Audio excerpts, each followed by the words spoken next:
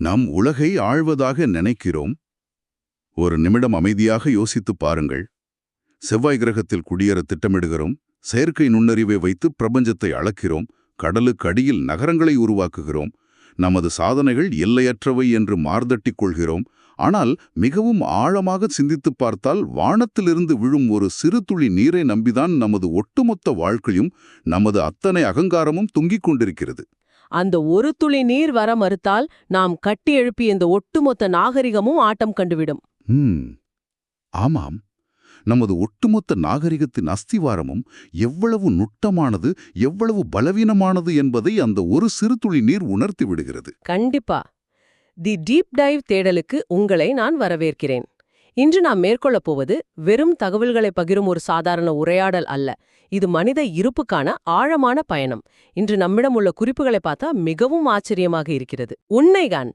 2000 வருட பழமையான திருக்குறளை மையமாக வைத்து ஆப்ரஹாம் மாஸ்லோவின் மனவியல், லாவோசுவின் தொன்மையான கிழக்கத்திய தத்துவம், அப்புறம் ஜே கிருஷ்ணமூர்த்தியின் நவீன தத்துவ பார்வை எல்லாவற்றையும் ஒன்றிணைத்து நாம் ஒரு பெரிய தேடலை நிகழ்த்தப் போகிறோம். ஆமாம், அந்த மாயையை உடைத்து நம்மை மீண்டும் வேர்களோடு இணைக்கும் ஒரு அற்புதமான மூலக்குறிப்பைத்தான் இன்று நாம் முதலில் பார்க்கப் போகிறோம். உலகப் பொதுமறையான திருக்குறளிலிருந்து வான் சிறப்பு அதிகாரத்தின் 12வது குறள் இது. சுமார் 2000 ஆண்டுகளுக்கு முன் எழுதப்பட்ட இந்த வரிகள் இன்றும் நம் முகத்தில் அறையும் உண்மையாக இருக்கின்றன. அது எந்த குறள் என்று நேயர்களுக்கும் சொல்லிவிடலாம். துப்பார்க்கு துப்பாய துப்பாக்கி, துப்பார்க்கு துப்பாய தூவும் மழை. கேட்பதற்கே ஒரு மழை துளி தொடர்ந்து தரையில் விழுவது போன்ற ஒரு தாளக்கட்டிதல் உருவாகிறது இல்லையா? ஆமாம், மிக அழகாக இருக்கிறது. இதன் நேரடி அர்த்தம் மிக எளிமையானது. அதாவது, உண்பவர்களுக்கு தேவையான உணவை விளைவித்துத் தருவதும் மழைதான். அதே உண்பவர்களுக்கு பருகும் நீராக, அதாவது தானும் ஒரு உணவாக பயன்படுவதும் மழைதான். இதை படிக்கும்போது எனக்கு ஒரு நிஜ வாழ்க்கை உதாரணம் நினைவுக்கு வருகிறது. சொல்லுங்கள், அது என்ன உதாரணம்? ஒரு தாய் தன் குழந்தைக்கு உணவை சமைத்துத் தருவதோடு மட்டுமில்லாமல் தானே உணவூட்டி தன் மடியிலேயே ஒரு அரவணைப்பாக மாறுவதற்கும் இந்த மழைக்கும் ஒரு பெரிய ஒற்றுமை இருக்கிறது. ஆஹா, மிகவும் நெகிழ்ச்சியான ஒப்பீடு. அல்லது காய்ந்த நிலத்தில் விதையை தூவிவிட்டு வானத்தை பார்த்து காத்திருக்கும் ஒரு சாதாரண விவசாயியின் எதிர்பார்ப்பை நீங்கள் யோசித்துப் பாருங்கள். அந்த விவசாயியின் காத்திருப்பு என்பது மனிதகுலத்தின் ஒட்டுமொத்த காத்திருப்பின் குறியீடு. உண்மைதான். ஆனால் இங்குதான் எனக்கு ஒரு பெரிய முரண்பாடு தோன்றுகிறது. 2000 வருடங்களுக்கு முன்பு ஒரு விவசாயி மழையை பார்த்து காத்திருந்தான் என்பது புரிகிறது. ஆனால் இன்று நிலைமை வேறு அல்லவா? நாம் கடல் நீரை நன்னீராக்கும் ஆலைகளை வைத்திருக்கிறோம். மேகங்களில் ரசாயனங்களை தூவி செயற்கை மழையை உருவாக்குகிறோம். அதாவது, நாம் இயற்கையை கட்டுப்படுத்திவிட்டோம் என்ற எண்ணம் நமக்குள் ஆழமாக வந்துவிட்டது என்று சொல்கிறீர்கள். அதேதான். அப்படி இருந்தும் பருவமழை பொய்த்துப் போகிறது என்ற செய்தி வந்தவுடனே நம்மையும் அறியாமல் ஆழ்மனதில் ஒரு பெரிய பயம் தொற்றிக் கொள்கிறதே. அது ஏன்? நமது இந்த தற்பெருமைக்கும், அதாவது ஈகோவிற்கும் இயற்கைக்கும் உள்ள அந்த மனவியல் சிக்கல் என்ன? நீங்கள் கேட்பது மிக சரியான ஒரு மனவியல் கேள்வி. இந்த தொழில்நுட்பங்கள் எல்லாம் இருந்தாலும் மனித மனம் எப்போதுமே எல்லாவற்றையும் தன் முழுமையான கட்டுப்பாட்டில் வைத்திருக்கவே விரும்புகிறது. இந்த கட்டுப்பாடு என்ற மாய உணர்வுதான் நமது அகங்காரத்தின் அடித்தளம். நாம் தான் உலகை இயக்குகிறோம் என்ற பிம்பத்தை அது கட்டமைக்கிறது. ஓ, அந்த பிம்பம் உடையும்போதுதான் பயம் வருகிறது என்கிறீர்களா? ஆமாம். இங்கே ஆப்ரஹாம் மாஸ்லோவின் தேவைகளின் படிநிலையை நீங்கள் பொருத்திப் பார்க்க வேண்டும். மாஸ்லோவின் அந்த பிரமிட் கோட்பாட்டை சொல்கிறீர்களா? அது எப்படி இங்கு பொருந்தும்? அதேதான். மாஸ்லோ மனித தேவைகளை ஒரு பிரமிட் போல அடுக்குவார். அதன் உச்சியில் ஆளுமை, சமூக அந்தஸ்து, கலைகள் எல்லாம் இருக்கின்றன. ஆனால் அந்த பிரமிடின் மிக அடிப்படையான தேவை எது? உணவு, காற்று மற்றும் நீர். ஒரு மனிதனின் ஈகோ என்பது அவனது வயிறு நிரம்பி இருக்கும்போது மட்டுமே செயல்படும் ஒரு ஆடம்பரம். இது கேட்கவே ரொம்ப அதிர்ச்சியாக இருக்கிறது. நாம் வெளியில் காட்டும் அத்தனை ஆளுமையும் வெறும் ஒரு குழை தண்ணீரில் மிதந்து கொண்டிருக்கிறது என்று சொல்கிறீர்களா? கண்டிப்பா. நீங்கள் எவ்வளவு பெரிய கோடீஸ்வரராக இருந்தாலும், சமூகத்தில் உச்சபட்ச அதிகாரம் கொண்டவராக இருந்தாலும், உங்களுக்கு குடிக்க தண்ணீர் இல்லை என்ற ஒரு நிலை வரும்போது உங்கள் ஈகோ எல்லாம் எந்த அர்த்தமும் இல்லாமல் போய்விடும். உங்கள் முழு அடையாளமும் அழிந்து வெறும் உயிர் வாழத் துடிக்கும் ஒரு சாதாரண மனநிலைக்கு நீங்கள் தள்ளப்படுவீர்கள். அந்த அடித்தளம் தகர்ந்தால் மேலிருக்கும் அத்தனை தற்பெருமைகளும் ஒரு நொடியில் சரிந்துவிடும். ஆமாம். இதனாலதான் மழையை கட்டுப்படுத்த முடியாது என்ற உண்மை மனிதனின் ஆழ்மனதில் அந்த ஆதிகால பயத்தை இன்னும் உயிர்ப்போடு வைத்திருக்கிறது. நமது நேயர்கள் இதை தங்கள் சொந்த வாழ்க்கையோடு தொடர்புபடுத்தி பார்த்தால், தண்ணீர் பஞ்சம் வரும்போதோ அல்லது பெருவெள்ளம் வரும்போதோ நமது அத்தனை திட்டங்களும் எப்படி முடங்கிப் போகின்றன என்பதை உணர முடியும். சரி, இந்த பயத்தையும் மாயையையும் நாம் முறியடிப்பது எப்படி? தத்துவ ரீதியாக நமது முன்னோர்கள் இதை எப்படி அணுகினார்கள்? இந்த முரண்பாட்ட அவர்கள் பயமாக பார்க்காமல் ஒரு சரணடைதலாக பார்த்தார்கள். இப்ப பாத்தீங்கன்னா, கிழக்கத்திய தத்துவமான டாவோயிசத்தை நிறுவிய லாவோசு நீரின் தன்மையை பற்றி பேசும்போது இதை மிக அழகாக விளக்குகிறார். அவர் என்ன சொல்கிறார்? நீரின் அந்த மென்மையான தன்மையை பற்றித்தானா? ஆமாம், நீர் உலகிலேயே மிகவும் மென்மையானது, ஆனால் அது எவ்வித பாகுபாடுமின்றி எங்கும் பாயக்கூடியது என்கிறார். இயற்கைக்கும் மனிதனுக்கும் உள்ள வித்தியாசமே அதுதான். மழை எந்த ஒரு முயற்சியும் இல்லாமல், தான் யாருக்கு உயிரளிக்கிறோம் என்ற எந்த எதிர்பார்ப்பும் இல்லாமல் அனைத்து ஜீவராசிகளுக்கும் உயிரளிக்கிறது. ஓ, அது அரசனின் நிலம், ஆண்டியின் குடிசை என்று பிரித்து பார்ப்பதில்லை. உண்மைதான். எந்த ஒரு கட்டுப்பாடும் இல்லாமல் பிரபஞ்சத்தின் ஓட்டத்தோடு இணைந்து செல்வதையே அவர் டாவோ அல்லது இயற்கையின் வழி என்கிறார். இதை நான் அப்படியே வள்ளுவரின் வார்த்தைகளோடு ஒப்பிட்டு பார்க்கிறேன்.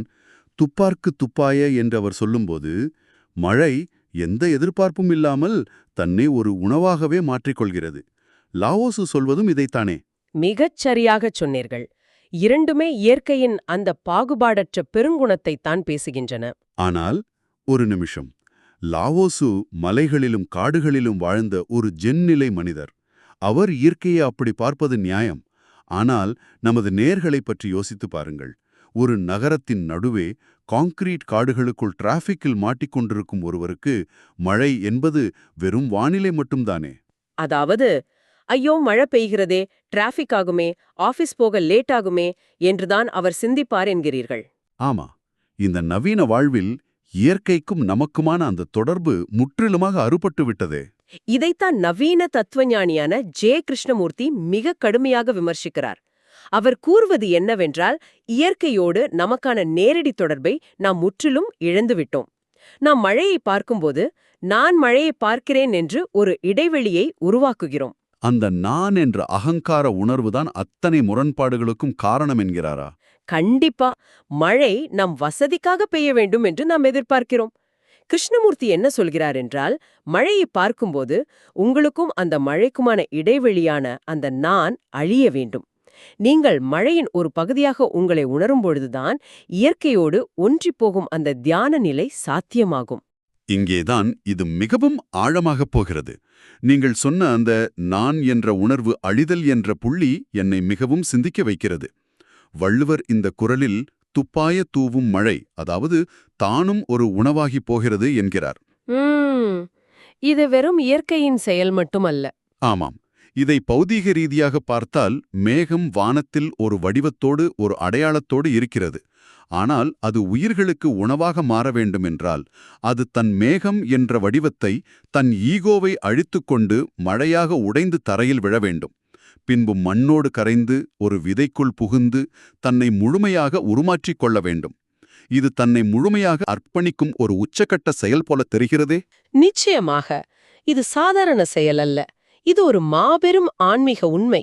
இதைத்தான் நாம் ஈகோ கரைதல் என்கிறோம். ஆன்மீகத்தின் அடிப்படை நோக்கமே நான், எனது என்ற இந்த குறுகிய வட்டத்தை உடைத்து பிரபஞ்சத்தோடு இணைவதுதான். வேகம் எப்படி தன் எல்லையை உடைத்து மழையாகிறதோ, நாமும் அதுபோல நமது நான் என்ற அகங்காரத்தை அழித்துச் செயல்பட வேண்டும் என்கிறீர்கள்.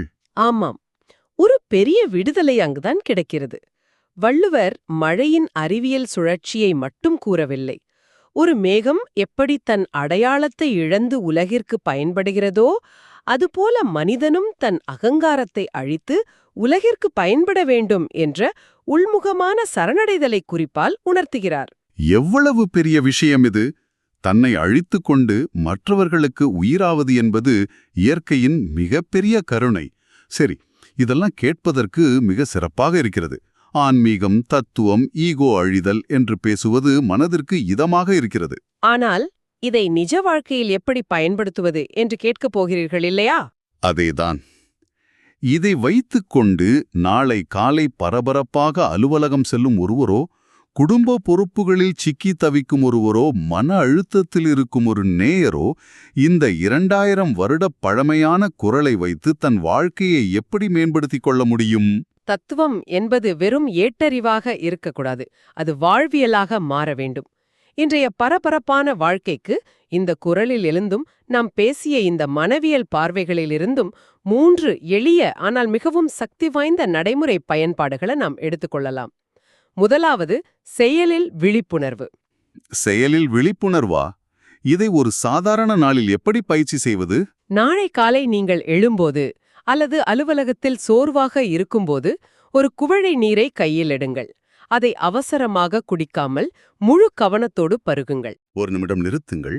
எனக்கு நாளைக்கு ஒரு பெரிய ப்ராஜெக்ட் டெட்லைன் இருக்கிறது. என் மூளை முழுவதும் அந்த பதற்றத்தில் இருக்கும்போது ஒரு கிளாஸ் தண்ணீரை குடிப்பது எப்படி என் மன அழுத்தத்தை போக்கும்? இது கொஞ்சம் நம்பும்படியாக இல்லையே. இதன் பின்னால் உள்ள அறிவியலை புரிந்து கொள்ள வேண்டும். நீங்கள் மன அழுத்தத்தில் இருக்கும்போது உங்கள் மனம் எதிர்காலத்தை பற்றிய பயத்திலோ அல்லது கடந்த காலத்தை பற்றிய சிந்தனையிலோ சிக்கியிருக்கிறது. நீங்கள் ஒரு குவளை நீரை முழு கவனத்தோடு அந்த நீரின் சுவையை உணர்ந்து இது இயற்கையின் கொடை என்ற நன்றி உணர்வோடு பருகும்போது உங்கள் மனம் உடனடியாக நிகழ்காலத்திற்கு இழுத்து வரப்படுகிறது. ஓ, அதாவது அந்த தண்ணீர் குடிப்பது ஒரு தியானம் போல செயல்படுகிறது என்கிறீர்களா? ஆமாம், நீங்கள் அந்த நீரை விழுங்கும் செயலில் உங்கள் முழு கவனத்தையும் செலுத்தும்போது உங்கள் உடலின் நரம்பு மண்டலம் தூண்டப்பட்டு நான் பாதுகாப்பாக இருக்கிறேன் என்ற சிக்னலை மூளைக்கு அனுப்புகிறது. அந்த 1 நிமிட விழிப்புணர்வு உங்கள் தேவையற்ற பதற்றத்தை உடனடியாக குறைத்துவிடும். இது வெறும் ஆன்மீக பயிற்சி மட்டுமல்ல, நமது உடலியல் ஏக்கத்தையே மாற்றக்கூடிய ஒரு தந்திரம் என்கிறீர்கள். நிகழ்காலத்திற்கு வருவதற்கான ஒரு கருவியாக நீரை பயன்படுத்துவது அருமையான யோசனை. சரி, 2வது வழி என்ன? 2வது வழி முடிவுகள் மற்றும் எதிர்பார்ப்புகளில் பணிவு. உங்களால் முடிந்த உழைப்பை முழு கவனத்தோடு கொடுங்கள், ஆனால் முடிவுகளை இயற்கையிடம் விட்டுவிடுங்கள். இது எனக்கு அந்த விவசாயியின் உதாரணத்தை நினைவூட்டுகிறது. அதாவது விதையை தூவிவிட்டு தன் வேலையை முடித்துவிட்டு மழைக்காக அமைதியாக காத்திருக்கிறாரே, அந்த விவசாயியைப் போலவா? ஆமா, ஏன்னா நாம் ஒரு வேலையை திட்டமிடும்போது அது இப்படிதான் நடக்க வேண்டும் என்று ஒவ்வொரு அடியையும் நாம் கட்டுப்படுத்த நினைக்கிறோம். அது கொஞ்சம் மாறினால் கூட நமக்கு கோபம் வருகிறது இல்லையா? கண்டிப்பா. அந்த கோபம் வருவதற்கு காரணமே முடிவு என் கையில் இருக்கிறது என்று என் ஈகோ நம்புவதுதான். சரியா சொன்னீங்க. விவசாயி மழையை கட்டாயப்படுத்த முடியாது. அவர் தன் நிலத்தை உழலாம், விதைய விதைக்கலாம், உரம் போடலாம். மீதமுள்ளதே அவர் இயற்கையின் கைகளில் ஒப்படைக்கிறார். நாமும் நமது வாழ்க்கையில் நான் திட்டமிட்டபடிதான் எல்லாம் நடக்க வேண்டும் என்ற பிடிவாதத்தை விட்டுவிட வேண்டும். அதாவது ஆக்கப்பூர்வமான செயல்களை செய்ய முடியும், ஆனால் முடிவுகள் அநேக நேரங்களில் நமது கட்டுப்பாட்டில் இல்லை என்ற அந்த பணிவு வந்துவிட்டால் தேவையற்ற மன உளைச்சல் நம்மை விட்டு போய்விடும் என்கிறீர்கள். அதேதான். உழைப்பது உங்கள் உரிமை, முடிவு இயற்கையின் விருப்பம். முழு கட்டுப்பாடும் நம் கையில் இல்லை என்பதை ஏற்றுக்கொள்வதே ஒரு பெரிய விடுதலைதான். என் ஈகோவிற்கு இது ஒரு நல்ல அடி. சரி, 3வது மற்றும் இறுதியான வழி என்ன? 3வது வழி, நீங்களே மழையாக மாறுங்கள். இதுதான் வள்ளுவர் சொல்லும் அந்த துப்பாய தூவும் என்று உச்சக்கட்ட நிலை. உங்கள் குடும்பத்திற்கும் நீங்கள் வேலை செய்யும் இடத்திற்கும் நீங்களே ஒரு மழையாக இருங்கள். அதாவது மற்றவர்களுக்கு தேவையானதை செய்து கொடுப்பது மட்டுமில்லாமல் நாமே அவர்களுக்கு ஒரு அரவணைப்பாக மாறுவதை சொல்கிறீர்களா?